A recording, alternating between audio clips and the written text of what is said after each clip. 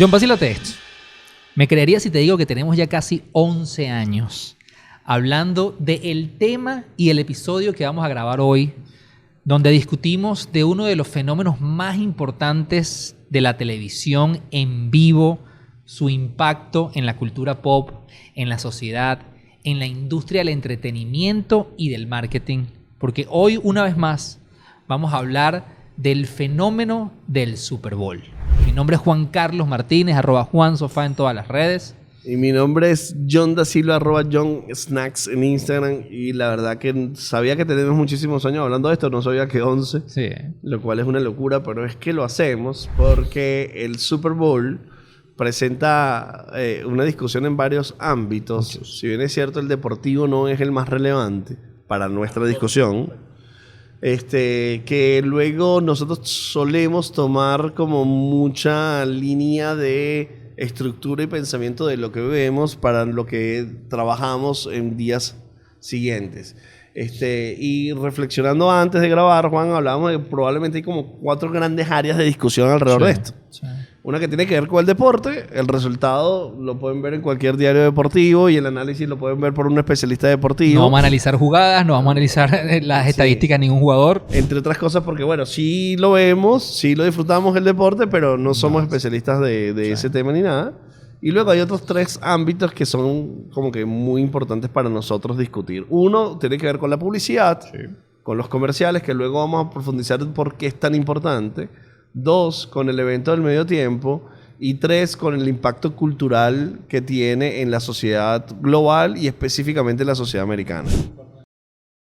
Yo creería, y lo decíamos al principio, que en términos de espacio de tiempo, inclusive cronológico, como fueron sucediendo las cosas, podemos empezar hablando del impacto que tiene en la cultura, en la sociedad, para luego pasar a hablar y discutir desde la perspectiva como lo vimos cada quien y su punto de vista, que hay más cosas muy interesantes que pasaron este año en el show de medio tiempo, y luego pasar más, o el final del tiempo, que creo que es donde vamos a discutir más, es en el tema publicitario. Porque recordemos que el Super Bowl tiene una connotación muy particular, que yo creo que es el único deporte que convoca no solamente al fanático, al que entiende, el que sigue el fútbol americano, sino que convoca una gran cantidad de gente por los spots publicitarios que se van a estrenar ese día. Hay un post que me encantó, Juan, que lo compartí en mis historias. Ya déjame buscarlos aquí inmediatamente, en caliente.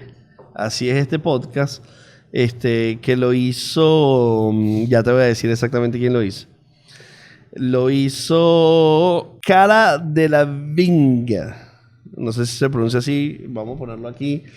Que para mí es la pieza muy clave y muy importante. Ella tiene una camisa, lo vamos a ver aquí, que dice: el concierto de Rihanna fue interrumpido por un partido de fútbol. Sí. Es raro, pero bueno, ¿qué te puedo decir? Sí. Y cuando ella se voltea la camisa hacia el otro lado, se ve como una jugadora de fútbol americano. O sea, esa pieza se volvió realmente viral y ese post de ella tiene cerca de más de 3 millones de me gusta. Solamente esa pieza. Es decir, lo que me encanta de resaltar eso en este momento es cómo ahí ella está poniendo un insight duro de gente que ve el espectáculo por el medio tiempo nada más, por el concierto. Como tú acabas de decir, hay gente que lo ve por publicidad y otra gente que lo ve por el concierto.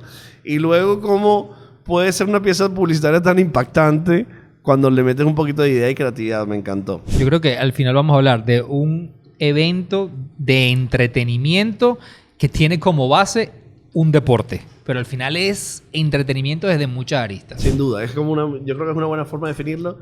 Y hay una parte clave, Juan. Existe y solo existe por la publicidad.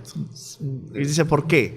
Porque el que paga la transmisión, el que paga el deporte, el que paga el evento son los derechos televisivos, y los derechos televisivos los compran las cadenas para poder vender espacios publicitarios. Que no estoy 100% seguro de lo que voy a decir, pero creo que es el año donde el spot publicitario de 30 segundos es el más costoso. Así es. Fueron $7 millones por cada spot publicitario. Es decir, comprar el espacio en el Super Bowl de 30 segundos cuesta $7 millones. Y hace 5 años, ese mismo espacio costaba 5 millones algo. 5 millones que fue como su pico. Y ¿Cómo se valoriza eso? ¿Por qué cuesta ese dinero? Por la cantidad de personas que ven el show. Buen punto. Entonces, el show sigue siendo visto por la misma cantidad de personas, pero el precio de la participación aumentó. Porque puede ser lógico que aumente el precio porque aumenta la gente que lo ve. Claro. Pero en este caso está relacionado a la inflación que está sucediendo en Estados Unidos. Ahí te tiro las primeras discusiones del impacto,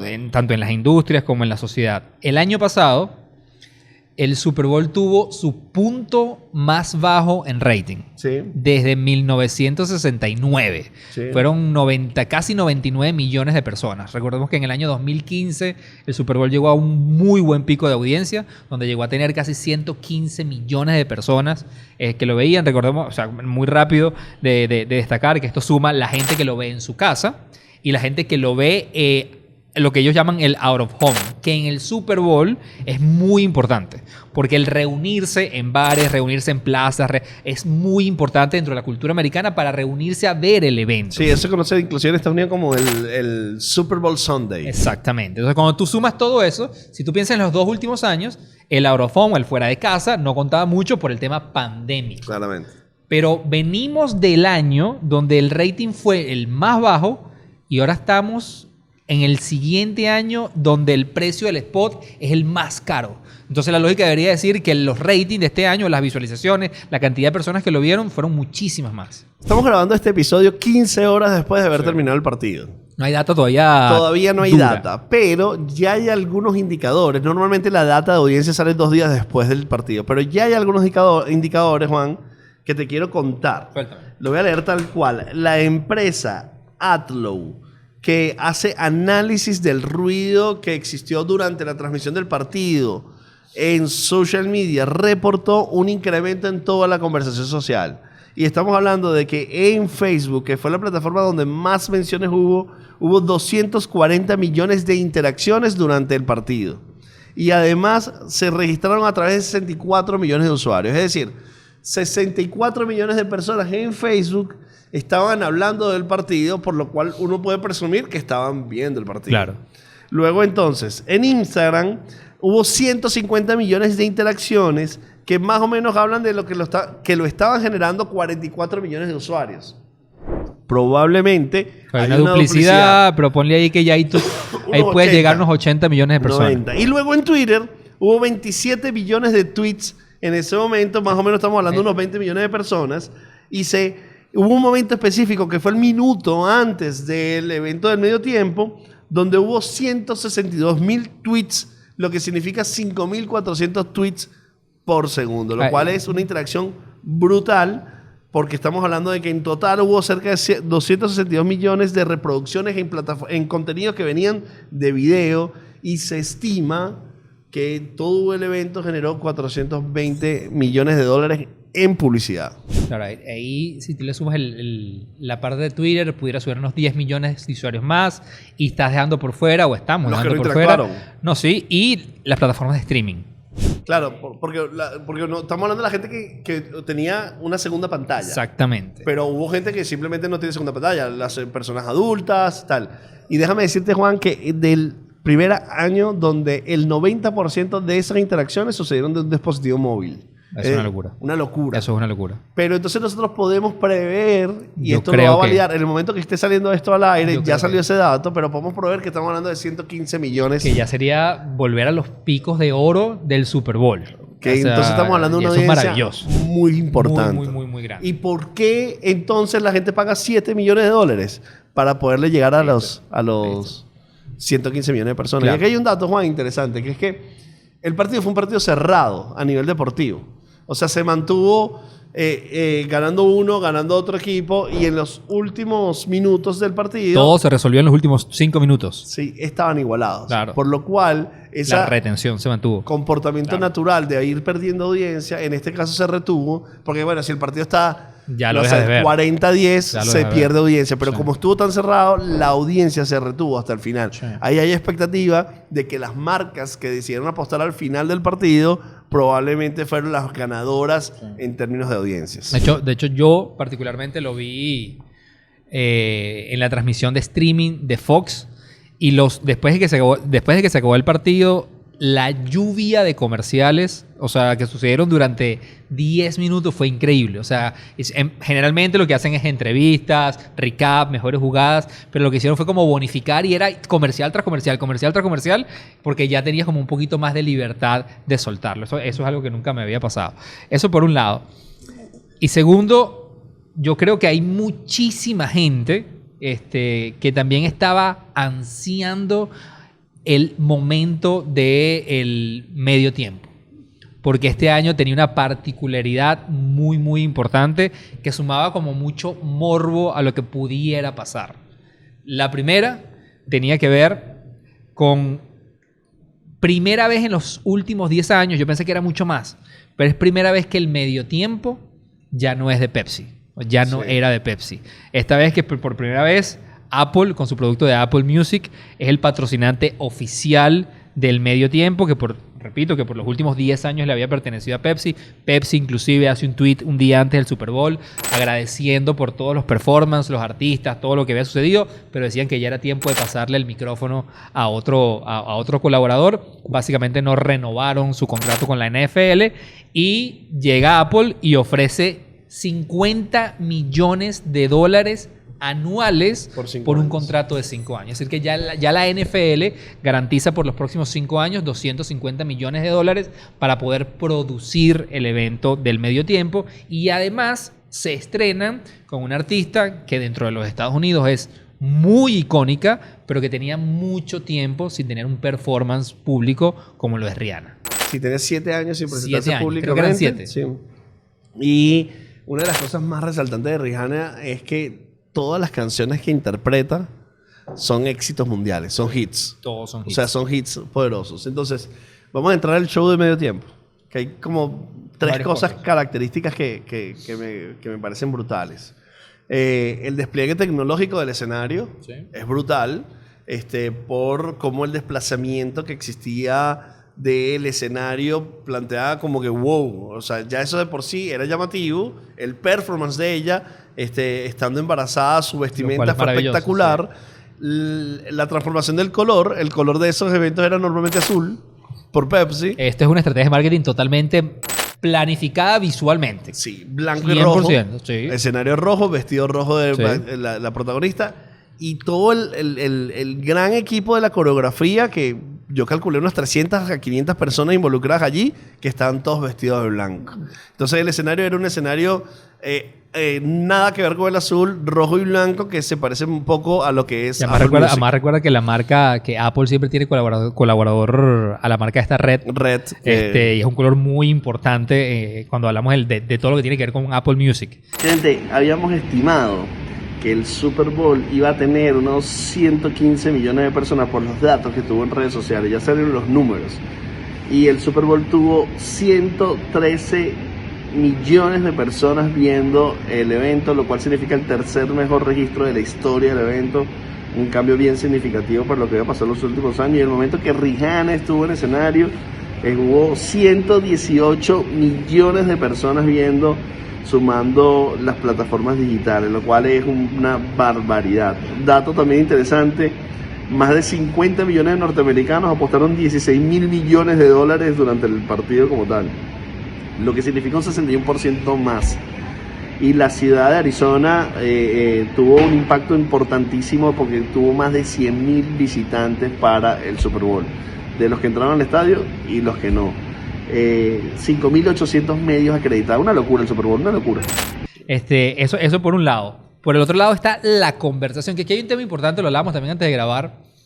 Yo sentí que en la conversación, mientras sucedía el medio tiempo y post medio tiempo, post performance de Rihanna, hubo mucha inconformidad, que eso suele suceder, pero esa inconformidad, como tú decías antes de grabar, está muy focalizada en Latinoamérica. O sea, mucha gente que se quejó, que no le gustó, que no le agradó. Ahora, cuando llevas eso al análisis del mercado americano, ídola. No. La amo. O sea, Global, increíble. sí. Volverla a ver fue absurdo. O sea, y todas las reseñas que estamos viendo hoy del espectáculo hablan maravillas. maravillas todo. Pero además hay un momento muy específico durante su performance que ella, creo que este tema le toma como 3, 4 segundos, donde ella se retoca con una marca donde ella es co-creadora, es Y dueña, es la dueña, la propietaria Fenty Beauty. que tiene la parte del labial y la parte del maquillaje que hoy, en el momento que estamos grabando este episodio, que es 15 horas después del Super Bowl, está agotada en todos sus stocks. Es decir, nuevamente ves el impacto que tiene cualquier cosa que suceda dentro de este plataforma de entretenimiento como lo es el Super Bowl. Había que comentar, Juan, previamente, de que además del cambio de Pepsi a Apple, también sucedió un cambio de quién emite el Super Bowl. No lo emitió NBC, que es la cadena que lo venía transmitiendo, sino lo Fox. transmitió Fox. Sí. Para Latinoamérica se podía ver en Star Plus o se podía ver en ESPN. Eso es un dato como para acotar que esa ambición, hay como varios cambios en la estructura como tal. Y hay algo que se volvió muy importante del show de medio tiempo. Y te quiero hablar Es maravilloso. de la intérprete Es maravilloso. que hizo para las personas que con problemas de audición la representación de lo que estaba pasando con Rihanna. Y como se conoce, la otra Rihanna fue la sensación. Su performance, Sí. su acting, Su entusiasmo. su entusiasmo. Ella se llama Justine Miles, que fue como que la gran protagonista de lo que ahí estaba pasando. Y a mí me encanta eso de estos momentos en vivo, porque no es previsible que Justine Miles se robe el protagonismo del show cuando tienes a Rihanna. Porque es que además si fuera previsible tú lo hubieras vestido de marca. Claro. Porque todos los ojos estuvieron sobre... La mayoría de memes que yo he visto del momento del segundo tiempo tienen que ver con ella. La gente aplaudiendo y celebrando su actuación. Porque al final es un performance que ella se metió en personaje. O sea, no solamente estaba haciendo la seña, ella estaba bailando, estaba transmitiendo la alegría que se requiere para un momento como ese. Entonces vamos a reconectar varias cosas que ya estamos diciendo. Estamos diciendo que minuto antes de que empiece el halftime show, Twitter explotó. Sí. Y eso Twitter explota es como para avisar, ya viene el show del medio tiempo, que es tal vez uno de los espacios más importantes donde una masa de personas ve el Super Bowl por ver el show del medio tiempo. El show del medio tiempo presenta presenta una cantante que tiene 7 años sin presentarse de manera pública. Además se devela que está embarazada. Sí. Además lo hace en un escenario alucinante con éxitos por todos lados en sus canciones. Sí. Y luego aparece este toque publicitario con su maquillaje y aparece en Fox, en la cadena Fox, que es la responsable de transmisión de esto, la intérprete que se roba el escenario. Aquí ya tenemos... De la mano del nuevo sponsor, siendo una de las marcas más poderosas del mundo, como lo es Apple. Claro, que además a nivel de comunicación y además todo. Entonces, aquí ya estamos cerrando un suceso icónico que va a hacer que el Super Bowl del 2023 sea muy representativo. Entonces, ya estamos hablando de la parte del show. Hablamos de la parte cultural. El impacto cultural es, tú mencionabas hace unos minutos que la gente se reúne y los datos de venta de consumo Esto a mí siempre me ha volado el coco. son brutales, son Siempre una me ha volado el locura. coco. Obviamente, mucho consumo de bebidas alcohólicas, Sí. o sea, cuando bebida alcohólica de bajo grado, refrescantes, cervezas. La venta del aguacate para el Super Bowl en los últimos años viene creciendo de una manera absurda. Y tiene que ver con el guacamole, con Sí, los nachos. Claro, con el guacamole y los nachos. La Asociación de Productores de Pollos dice que se vendieron 1.450 millones de alitas. Para que tengas una idea, representa que cada persona que estuviera en el estadio ese día se hubiera comido 9.000 alitas. Obviamente estamos hablando de alitas a nivel nacional. Otro dato relevante es que una entrada promedio costaba entre $4.000 y $47.000 para poder acceder a estar en el estadio. Lo cual es una dimensión muy significativa. Y se estima que cada americano, cada persona que viene a Estados Unidos gasta para ese evento cerca de $115.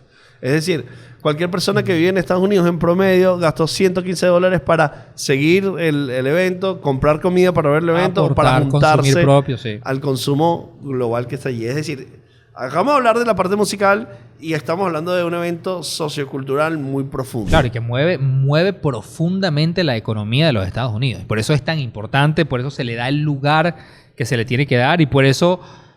Desde 1967, o 1969, perdón, que se jugó el primer Super Bowl, sigue siendo todavía uno de los eventos, yo me atrevería a decir que sigue siendo uno de los eventos de televisión en vivo más importantes del mundo. Aunque sucede y tiene mucha relevancia en el mercado americano, los datos que nos arroja yo creo que son muy muy poco comparables con cualquier otro deporte, que aquí yo creo que es importante también mencionar un dato que tú me dabas antes de grabar que me volvió el coco, no tenía ni idea, que tú ves todos estos números que provienen de esta plataforma, porque no quiero decir deporte, todo es una plataforma, y el fútbol americano no está ni en el top 5 de los deportes más importantes del mundo. Del mundo, sí. Esto es netamente una situación que nace en los Estados Unidos, y que algunos países globalmente se interesan. Hay una comunidad de fanáticos en España, en Latinoamérica, en México, una muy importante, pero que es un deporte netamente americano, ¿no? O sea, norteamericano. Yo sí me atrevería a decir que el medio tiempo ya sí trascendió esa barrera. Sí. Porque luego tú tienes el tema del deporte, que es muy americano, el tema de los comerciales, que ahorita vamos a hablar de esto, sigue teniendo un impacto muy fuerte en la cultura americana, y luego en el mundo de la publicidad, que nuevamente es algo muy nicho, pero yo sí creo que el medio tiempo es algo que es visto por todo el mundo. Me quedan 2 datos guindados de los 2 temas que hemos abordado. Uno tiene que ver que la ciudad de Glendale abarrotada, es decir, a la ciudad donde se juega el Super Bowl es demasiado importante. Reservación de hoteles, trabajos, o sea, hay un impacto muy importante en la sociedad donde sucede el Super Bowl. Y el tema de que a Rihanna no le pagan por esa presencia. Claro. Esa participación publicitaria que ella hizo de sus cosméticos, el impacto en venta ya es un beneficio, pero quiero citarte el caso de Maroon 5 hace unos años, que participó en el evento como tal, y debido al impacto de audiencia que tiene detrás, el incremento de la venta de su música en plataformas creció 485% después de su participación en el Super Bowl. Es decir, no hay un pago directo, pero hay un beneficio asociado a la participación. Estoy seguro, Juan, que si nosotros traqueamos en las próximas horas y en los próximos días cuánto se está escuchando Rihanna en Spotify, en Apple Music o en las plataformas de audio, va a crecer muchísimo porque entra en un momento de hype debido a la participación. Pero eso nuevamente habla de las dimensiones de este evento, porque tú siempre invitas a cantantes de muy alta talla. Y tú dirías, bueno, pero ¿por qué este tipo que entiende muy bien la industria no cobra? Y es que ellos tienen muy claro el impacto que esto va a tener en su carrera, aún teniendo el pico que tenga. Pues estoy hablando desde Madonna, y de hecho, si nos vamos a unos años atrás, creo que fue hace el Super Bowl de hace 2 años, del performance de The Weeknd, sí, que fue una locura a nivel de transmisión y el laberinto que él se creó. Todo eso fue financiado por su bolsillo. Y también está el caso de Jennifer López y Shakira, que hay un documental en Netflix de Jennifer López donde le dedican una gran parte para hablar del trabajo entre ellas dos para poder lograr su evento. Financiaron, ellos tuvieron que poner más dinero de su bolsillo para poder lograr esto. Es decir, no solamente no le pagan, sino que hay muchos artistas que están dispuestos a financiar y sacar plata de su bolsillo para lograr el show que ellos tienen en su cabeza. Porque como Super Bowl, tú tienes un presupuesto limitado. Claro. Pero si yo quiero lograr algo más, a mí no me importa. Yo como artista pongo el dinero porque entiendo el retorno de inversión que eso me va a traer. Piénsalo de esta manera, Juan. Si una marca quiere estar allí para llegarle a 100 millones de personas, paga por 30 segundos $7 millones. 7 millones de dólares. Mínimo. Porque no le estás contando la producción del comercial. Claro, entonces piensa si ese show dura 5 minutos. Puede ser. Un poco más. 8, 10. Creo que son 7 minutos. Ok, piensa cuánto cuestan 7 minutos entonces. Exactamente. Estamos hablando que pueden costar... Pero multiplicas. 80 millones de dólares. Exactamente. Cerca de 80 y pico, 90 millones de dólares. Un artista para estar ahí tendría que pagar 80 millones de dólares por ese espacio publicitario. Claro. Yo voy a poner 5 para que salga bueno, lo voy a poner. Entonces claramente no se le puede pagar. Entonces hay una lógica de lo que es ese negocio como tal. Vamos a entrar en el último tema que nos va a llevar un rato largo de conversación de este episodio especial de Super Bowl 2023, que tiene que ver con las marcas y la publicidad. Sí. Porque a nosotros nos gusta resaltar, obviamente vamos a hacer menciones específicas de los spots, pero no vamos a contar los spots. Hay páginas donde pueden ver todos los spots. Lo que vamos a contar es lo que sentíamos alrededor de toda la comunicación que veíamos. Y yo te voy a tirar una perla nada más. Dale. Que es que los principales anunciantes del 2022 fueron compañías de criptomonedas. Que ya ninguna existe. Y ninguna de esas compañías estuvo presente este año por lo dinámico. Sí. Entonces eso me hace concluir que entender la publicidad del Super Bowl te hace entender el dinamismo de la sociedad. Claro. Hace un año las criptomonedas eran muy relevantes, este año no tienen la relevancia que tenían hace un año. Además que a mí una de las cosas que siempre me ha llamado la atención del Super Bowl, y en esto dije, leí una frase que me gustaba muchísimo, es que yo creo que hoy en un 2023, y esto viene pasando en los últimos, me atrevería a decir 5 o 7 años, el reto de un comercial del Super Bowl es cómo logras momentum antes, durante y después del Super Bowl. Y muchos de estos, de estos comerciales que se estrenan el día, inclusive muchos se estrenan días antes, son responsables de una gran parte de la conversación alrededor de este evento. De hecho, existen muchos medios especializados en traquear realmente qué comercial genera tanto volumen de conversación. Y mucho del volumen de conversación que proviene del Super Bowl tienen que ver con el medio tiempo y tienen que ver con la reacción de las personas a los comerciales. Y por eso también el impacto que tiene dentro de este entretenimiento. Entonces, tú lo dijiste muy bien al principio.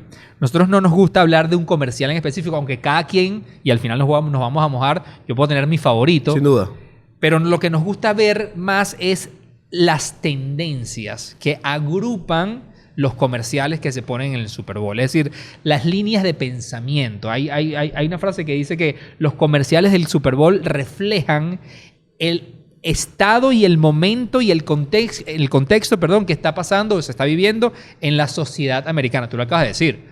Veamos hace un año atrás. ¿De qué se hablaba? ¿Qué tenía todo el mundo hablando? Del tema cripto.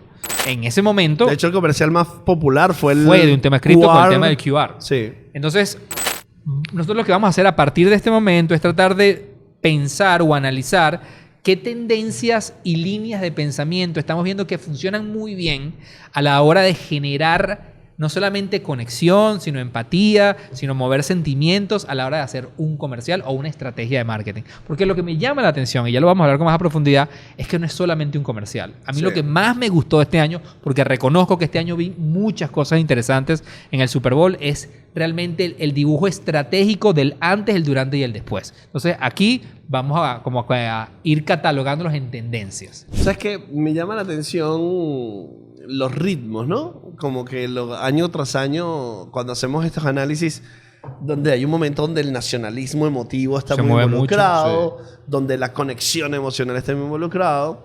Y me atrevo a soltar como que la primera reflexión de la masa de comerciales que vi, sentí muchísima presencia del humor. Okay. Es decir, no el chiste explícito. La exageración suele ser un recurso muy publicitario. Sí. Pero el remate de humor, la estructura del humor, el buscar hacerte sentir agradado por lo que estás viendo, lo sentí muy presente en la mayoría de los comerciales.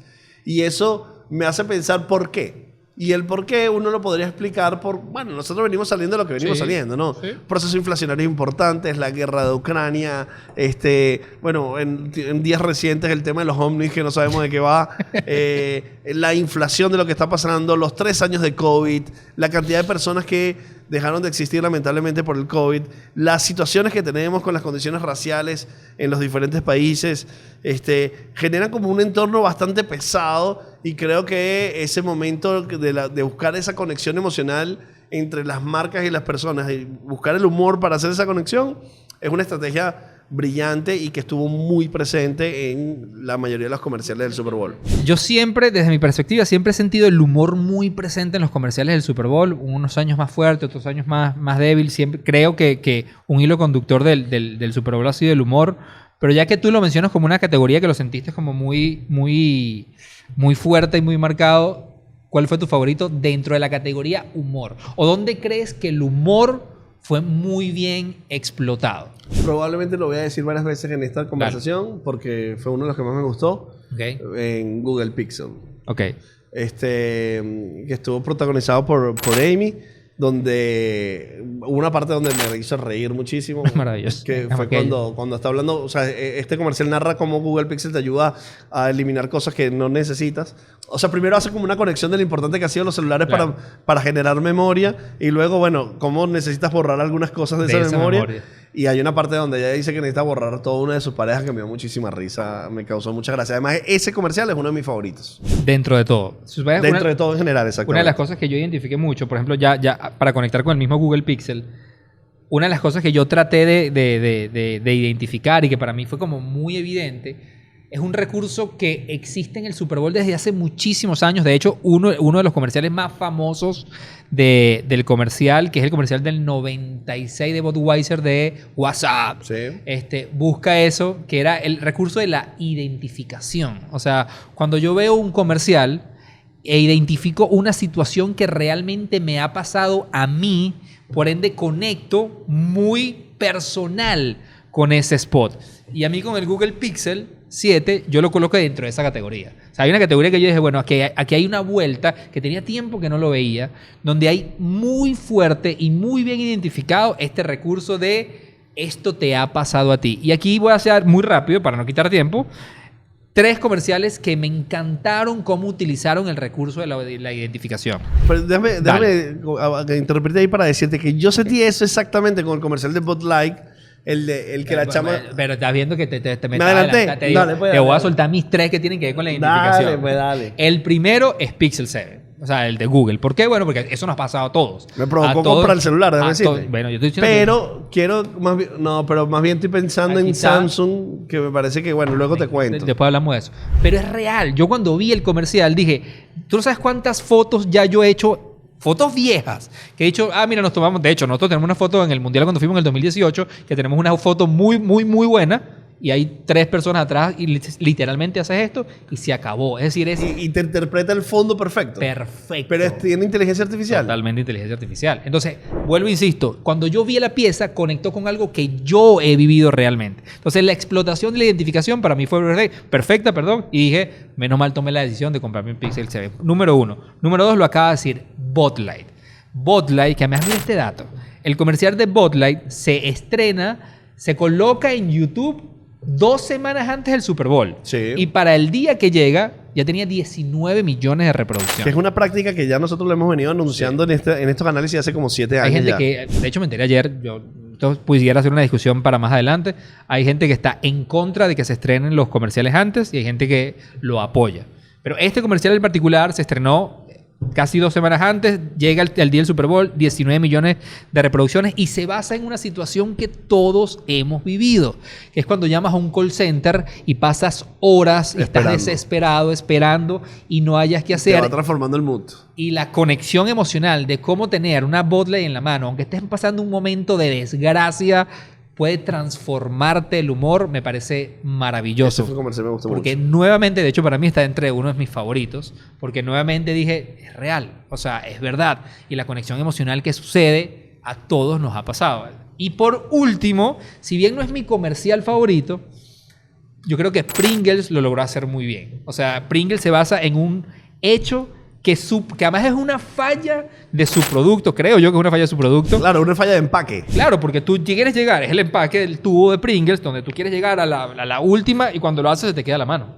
Entonces ellos ahí, entendiendo que es un insight real, que le pasa a todo el mundo, lo afrontan, lo reconocen y dicen esto le pasa a los mejores. De hecho ese es el eslogan, le pasa a los médicos, a los maestros, a los niños, a todos nos ha pasado. Entonces, utilizando el recurso de la exageración, porque obviamente ves a personas jugando bowling porque nunca se pudieron quitar la lata de la mano, logran realmente identificar y conectar con algo que es verdaderamente real. Pero no fue uno de mis favoritos. No, la ejecución a mí no me encantó mucho. Además que hay como mucho que tiene que ver que es la idiosincrasia norteamericana que está involucrado en estos comerciales, que a veces el humor es un poco... para nosotros que vivimos en otro lado del mundo no es tan humor de nuestro día a día, que es el típico humor que identificamos como humor norteamericano. Y yo creo que ese comercial tiene ese efecto. Yo quiero aportar ahí a esa reflexión que me dio, que estaba dentro de la categoría de humor que me causó gracia. Hay 2 piezas que me causaron gracia y me gustó su estilo, que me genera un giro interesante de cómo plantear una idea. Y tiene que ver con Bradley Cooper y su mamá. Sí. ¿Qué me encantó de ese comercial? Que me llegó a encantar. Ellos se plantean la idea de hacer un comercial con Bradley Cooper y su madre. Uh-huh. Pero realmente el comercial es el trascámara del comercial que nunca sale, porque en el comercial lo que sucede es la complicidad entre ellos dos. que están tratando de grabar el comercial y se su mamá burlan no lo entre logra. ellos dos. Y hay una frase que es muy poderosa que dice, bueno, como, o sea, todos los mensajes que quería dar la marca lo van emitiendo en esa... A través de esos errores, entre comillas, que cometen. Errores entre comillas comete detrás cámara.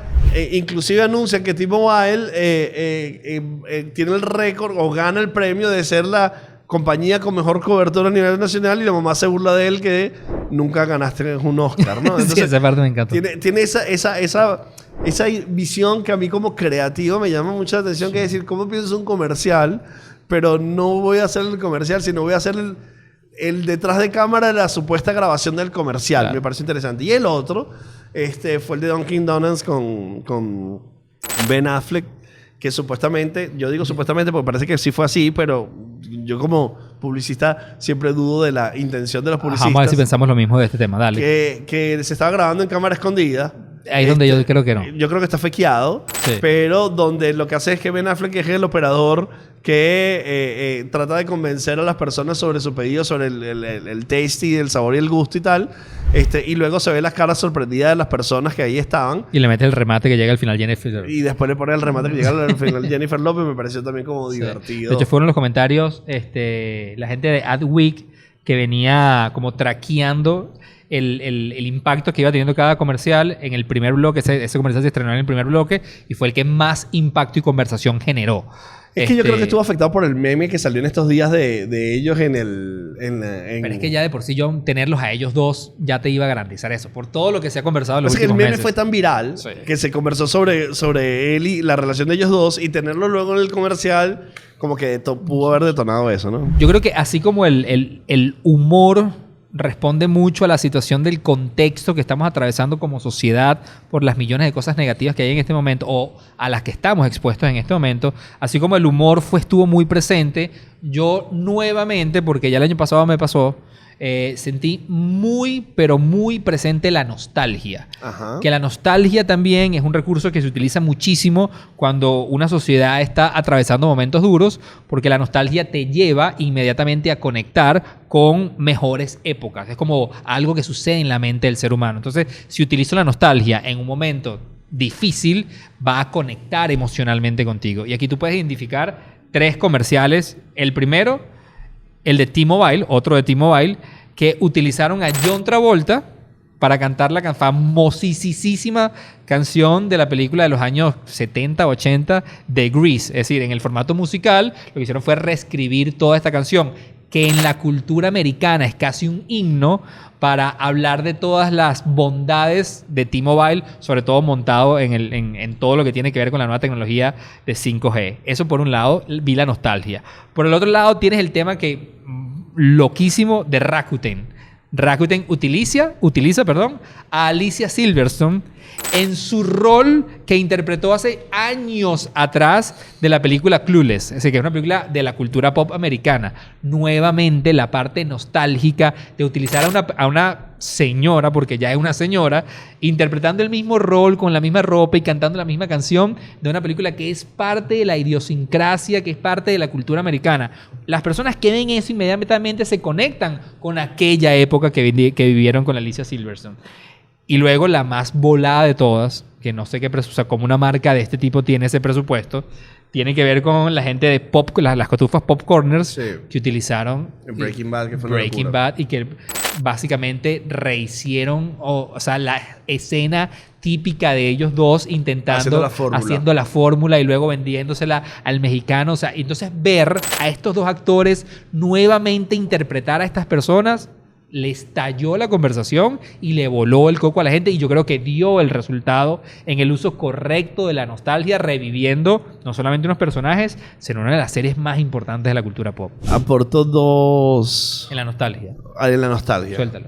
El comercial de Uber Eats sí, tiene aspectos nostálgicos porque las canciones que se reinterpretaron como que se querían hacer, que las tengo aquí, trae el estudio a éxitos inolvidables como Dana Lewis con I Love You Always, Kellys o Hathaway. O sea, ahí también hay mucha nostalgia en el remake de eso que está allí. Y también un poco el comercial de Budweiser, que me encantó la producción, pero el concepto de 6 grados de brutal.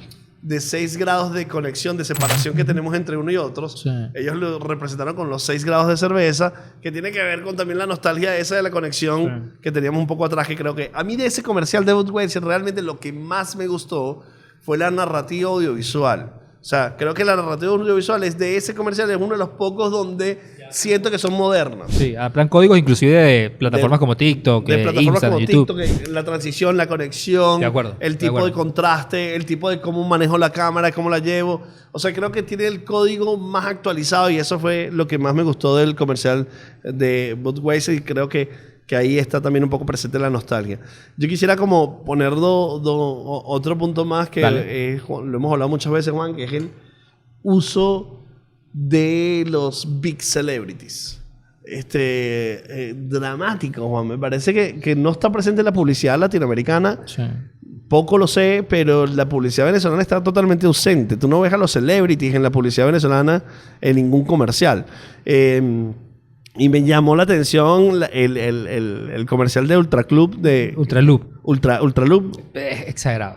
El New Members Day, donde veíamos a Williams, veíamos al tipo de Substation que me encanta, a Brian Cox, veíamos al jugador de los Miami Heat, Jimmy Butler, veíamos a la estrella de la WNBA, que este nombre es impronunciable para mí, Onwiniki, a Alex Morgan, a Saúl Canelo, todos ellos dentro de un comercial, Bill Murray, o sea, todos ellos dentro de un comercial que a mí personalmente no me gustó ni un poquito. Cero. Un humor tonto para mi forma de ver las cosas, un humor muy básico, que están todos esos celebrities ahí metidos como locos. Yo no entiendo, o sea, ese uso del celebrity, en ese caso, realmente no lo entiendo. Pero viste que ya hemos mencionado a pura celebrity en todos lados. Yo creo que si ven los últimos 3, 4 episodios que grabamos en los años anteriores, esta discusión siempre ha salido. Porque el uso excesivo del celebrity en los comerciales del Super Bowl es algo que yo realmente no termino de entender.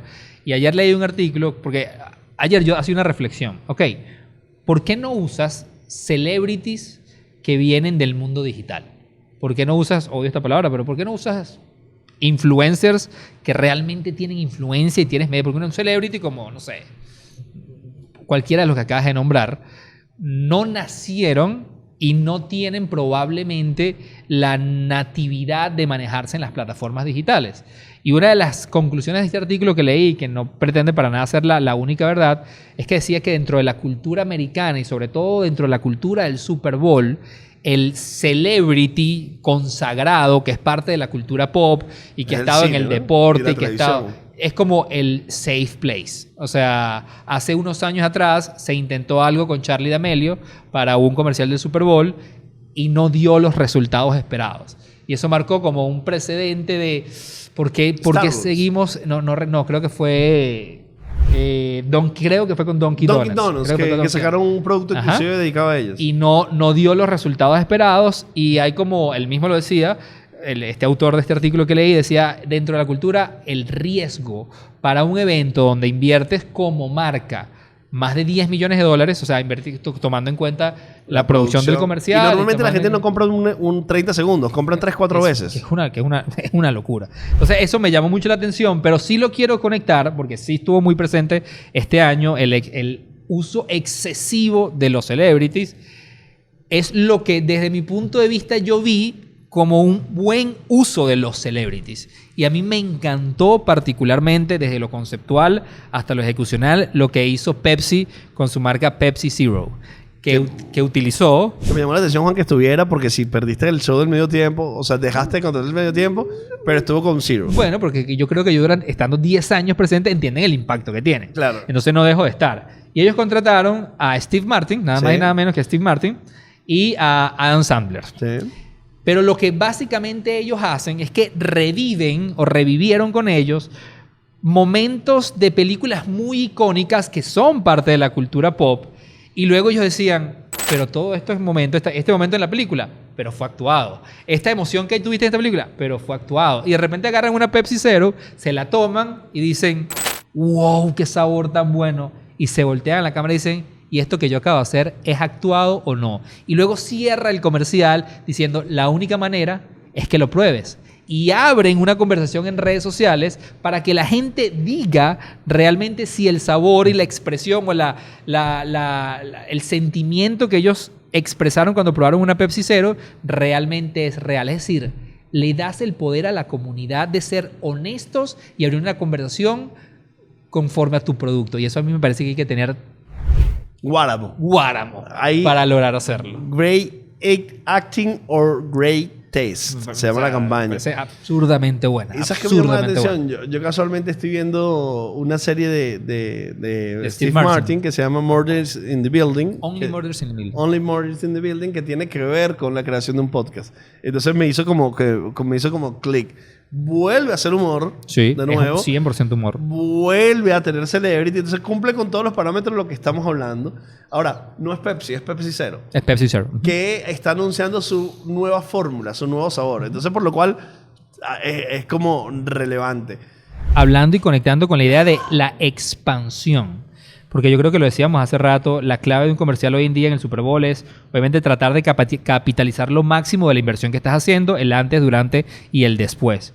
Y a mí hubo un comercial que no es mi favorito, pero la estrategia me parece brillante, además viniendo de quien está detrás, que la responsable es Vayner Media, que es la agencia de Gary Vaynerchuk, y una cosa que nosotros sabemos, la gente sabe que nos conoce, o los que nos conocen saben que siempre hablamos de Gary, que admiramos su trabajo, y él una de las cosas que siempre habla y dice que las marcas deben ser honestas. Sí. Él habla de la honestidad como el recurso clave para una marca, y yo creo que lo que reflejaron ayer en el Super Bowl con el comercial de Mr. Peanut fue nuevamente Guáramo, se requiere para hacer lo que hicieron. Y esta campaña pasó por 3 etapas. Un comercial que se estrenó días antes, que donde básicamente Mr. Peanut entraba a hablar, y en este momento no recuerdo el nombre, pero es un comediante americano que es muy conocido por ser el conductor de los famosos roast, ¿ok? Y este pana está preparando el roast para Mr. Peanut. Esa era como la develación. Y de hecho era Roast to Mr. Peanut, era como la campaña. Luego, durante el comercial, durante el Super Bowl, sueltan el supuesto roast, y el comercial es una cantidad de comediantes haciendo bromas y diciendo cosas negativas, como un roast, a Mr. Peanut. Jeff Ross.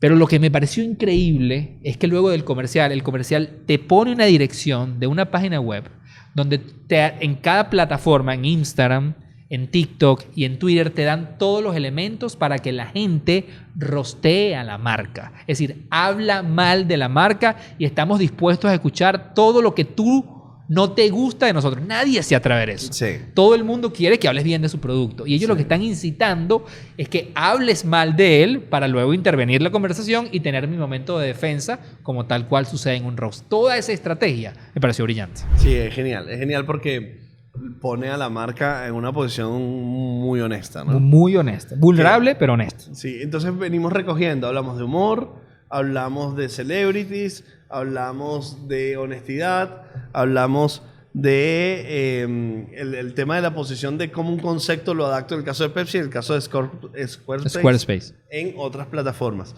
Yo tengo aquí algunos resúmenes de algunas cosas y te quiero decir algo que probablemente no vas a ver venir, que es el que menos me gustó. Right, dale. Y el que menos me gustó fue el de Stallone con Paramount. Nefasto, John. Horrible. Nefasto. O sea, lo vi 1972. Nefasto, o sea... No entiendo. Sí, o sea, vuelvo, insisto, toda esa inversión. ¿Sabes lo que le pagaste a Stallone? ¿Sabes lo que costó el comercial? La producción de ese comercial, lo que costó, desde mi punto de vista, es dinero tirado a la basura. Me gusta también, habíamos hablado de las ideas colaterales y no hemos hablado de la colaboración, Juan. Eso es, vamos a hablar de 2. Porque para mí es un recurso nuevo en el Super Bowl. Y hay 2 casos absurdos. Si quieres, habla tú del primero y yo te hablo del segundo, que es otro caso que me voló el cerebro también. Una super pieza producida, pero el comercial de GM asociado con Netflix. Maravilloso. Que empieza el comercial como diciendo, bueno, GM quiere apostar a su vehículo eléctrico y se asocia con Netflix, y lo que hace es que pasan por todas las series importantes de Netflix en escenografía, estética y rol. Claro. Lo cual me pareció al principio como raro, luego me fue pareciendo interesante cómo fueron interpretando cada una de las series, y el remate me pareció súper divertido porque el tipo muere y se vuelve un zombie. Un zombie como tal. Y todo este comercial es narrado a través de las diferentes camionetas interpretadas con el escenario, pero con Will Ferrell, de nuevo, o otro celebrity. Sí. A mí lo que me llama mucho la atención de esa colaboración es que es una colaboración real desde todos sus aspectos. Uno, el comercial se publica, por ejemplo, en Instagram desde el modelo de colaboración. Es decir, GM en Netflix. Es decir, unes a las dos comunidades que probablemente no tengan mucho que ver, pero en este caso anuncian una colaboración real. GM tiene el interés de que sus vehículos eléctricos sean más conocidos, y Netflix asume el compromiso de que en todas las series que va a producir, los automóviles que se usen sean vehículos eléctricos. Entonces realmente es una colaboración más allá de un comercial real, y luego la manera de anunciarlo es con esta colaboración de Will Ferrell paseándose con un vehículo a través de escenas icónicas de las más importantes de Netflix, desde esta película de zombies que dirigió, no recuerdo el nombre ahorita, pero que fue en su momento muy importante, y hasta Stranger Things, o sea, pasándose por momentos icónicos. Entonces es una colaboración real más allá del art, o sea, claro, un acuerdo. Porque estás cediendo tus marcas, estás cediendo una cantidad de cosas para que tú hagas una comunicación como tal, ¿no? La segunda, voy a tratar de resumirlo lo más rápido posible porque en verdad son tantas cosas que sucedieron alrededor de esta campaña, y tiene que ver con el comercial de Miller Lite y Coors Light, que ambos le pertenecen a la misma empresa. Son dos cervezas. Son dos cervezas que además tienen un mercado muy similar, ¿ok? Y que nunca habían estado presentes en el mismo comercial. Entonces, mucha de la campaña giró alrededor de esa intriga. De estas dos marcas van a estar presentes por primera vez en un comercial del Super Bowl. Y se corrieron muchas, inclusive hay prints, habían teaser, había muchas cosas de que por primera vez estas dos marcas se unían. Lo que a mí me llama muchísimo la atención no es la colaboración entre estas dos marcas de cerveza, sino que el tercer colaborador es DraftKings, que es una plataforma de apuestas. Droga5, que es la agencia responsable de esto, el pensamiento es, bueno, si esto es dos marcas de cerveza que van a estar en el Super Bowl, la gente lo que tiende a hacer, la apuesta, está muy presente dentro de este mundo. ¿Cómo conectamos todo esto para hacer el comercial? Y ellos lo que hicieron es que abrieron dentro de DraftKings un fondo de $500,000 para que las personas pudieran apostar lo que quisieran de cómo iba a ser el comercial. Y habían categorías de cuál va a ser la marca que va a ser mencionada primero. ¿Dónde crees tú que se va a desempeñar el comercial? ¿En un bar, en un bosque o en una cabina? ¿Crees que van a haber hombres o mujeres? O sea, lo que hicieron fue un sistema de apuestas para que la gente realmente apostara dinero real, se anticipara y tú tuvieras la necesidad de ver el comercial para ver qué tanta plata te ganaste. 275,000 personas apostaron para ver cómo iba a ser el comercial. Lo más interesante es que luego el comercial es un comercial maravilloso en ejecución, y al final era para anunciar una tercera marca. Es decir, ninguna de las dos, estas dos estaban juntas, pero al final fue para anunciar una tercera marca. Es decir, tienes la colaboración de 3 productos y de una casa de apuestas. Todo esto es una estrategia brutal de marketing. Que habla de la apertura de la colaboración, esa idea de que mi comercial y tal, ya lo hemos visto en el pasado. No sé si te acuerdas aquel comercial que pasaba el camión de FedEx detrás entre varias... Eso es un súper buen punto. En el caso, pero la colaboración se hace como una oportunidad, si tenemos intereses comunes, no competimos necesariamente y podemos potenciarnos, puede generarse... De hecho se decía que la casa matriz, la dueña de todas estas cervezas, para ellos era un no rotundo que estas dos cervezas salieran en un comercial. Y resulta ser uno de sus comerciales más exitosos en los últimos 20, 30 años. Me quedan 3 temas, Juan. Dale, que a mí me quedan 2. Me quedó un comercial de los que no me gustó. Okay. Que es Avocado from México, el de Eva y... Malísimo. Que sigue invirtiendo tanta cantidad de plata todos los años y no entiendo por qué. Duró un minuto. Bueno, pues probablemente tiene que ver con lo que decíamos al principio, la cantidad de aguacate que se vende ese día. Desnudos es mejor, se llama. Nefasto, no me gustó nada. Eso era uno. Lo otro, los trailers de las películas. Okay. Vi el de Flash, Indiana Jones y el de Fast. O sea... Bueno, pero es un momento muy importante para el cine. Es un para la momento industria del cine es sí. muy importante. Me parece demasiado aburrido. Y lo otro, no sé si viste el de Remy Martins, que lo hizo Serena Williams también, que estuvo presente en 2 marcas, que hace un speech de inch by inch. No lo he visto. O sea, ella hace como un speech muy motivacional de lo importante que es cada inch para lograr objetivos, trabajo en equipos. Desde mi punto de vista, me parece una copia exacta del discurso de Al Pacino en la película Inch. De Inch se llama ese discurso, de la película de Any Given Sunday de 1999. Maravillosa película. Ese speech, ¿por qué lo recuerdo tanto y por qué lo tengo tan presente? Porque ese speech lo hemos utilizado nosotros en la agencia 1000 veces para dar el discurso de lo que es lo importante de un equipo. Pero el comercial es la copia. Me da la sensación, esto no lo he leído en ningún lado, no lo he visto en ningún lado. Es una sensación porque conozco muy bien esa película y conozco muy bien ese discurso de Al Pacino. Claro. Y cuando lo vi dije, brother, esto es el Me Too de eso. O sea, no es un remix, sino es una copia. Es una copia de la intención, del tono, de la manera y hasta de los inch. Entonces no sé si lo hicieron intencional o me quieren meter una cabra rara. Eso es todo lo que tengo, Juan. A mí me queda, para cerrar, he hablado de todos los comerciales que hablé o que estuvimos conversando, estuvieron dentro de los que realmente para mí destacaron, pero hubo uno que nuevamente se roba para mí como la atención. La joya. La joya, el que para mí Que ganó. Adwit dice que es el número 1, ¿eh? También. Y es el comercial del servicio de streaming Tubi, que lo conoce nadie en su casa hasta ayer. Yo nunca había escuchado de este servicio de streaming. Y Tubi hizo, si mal no recuerdo, ellos tuvieron 3 versiones de comerciales durante el Super Bowl.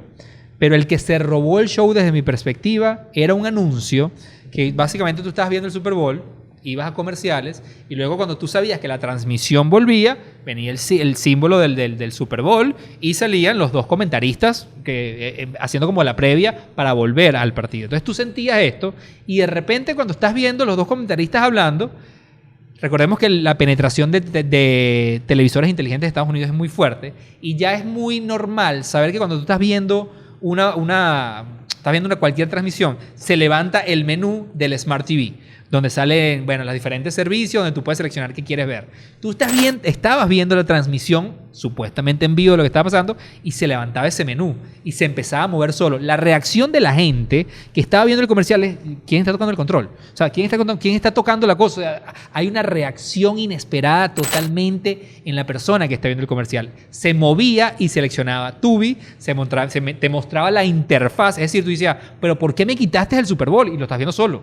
O sea, alguien te volvió loco. Era como que si alguien estaba interviniendo y te estaba saboteando. Claro. Pero el comercial lo que tenía era esa intención. Y te está mostrando la aplicación, se despliega cómo es la interfaz. Inclusive seleccionaba una película y en ese momento te decía Tubi y volvías otra vez. Eso me pareció absurdamente brillante. 15 segundos. Porque primero 15 segundos, primero que nada. Segundo, la conversación que generó fue esta. La gente se volvió loca. Hay la cantidad de memes diciendo cuando se me empezó a mover el televisor solo. Entonces, esa reacción inesperada en el consumidor es lo que queda grabado, que es lo que pasó el año pasado con el código QR rebotando de esquina a esquina. Entonces, ahí no hay una producción que costó 10 millones de dólares o $1 millón. Es una producción sencilla, pero que realmente entiende muy bien el efecto sorpresa y wow que va a generar que la gente quiera hablar de ese comercial. Para mí, esa es la joya de la corona el día de ayer. Para mí también. Último dato para cerrar. Se vendieron muchísimos televisores de 85 pulgadas. Se rompieron récord la venta antes del escenario. Y el concepto pareciera ser pero te estoy hablando de números absurdos. De 85 pulgadas. Sí, se vendieron números absurdos de televisores de 85 pulgadas en Estados Unidos y el concepto fue que utilizaron las tiendas para un gran evento, un gran televisor. Y eso también me llama la atención cómo está creciendo la expectativa de la imagen. Yo soy John Da Silva, @JohnSnacks, y este fue el resumen del 2023 del Super Bowl. Juan Carlos Martínez, @JuanSofá en todas las redes, y nos vemos el próximo año en un episodio del Super Bowl. Llévatelo, vieja.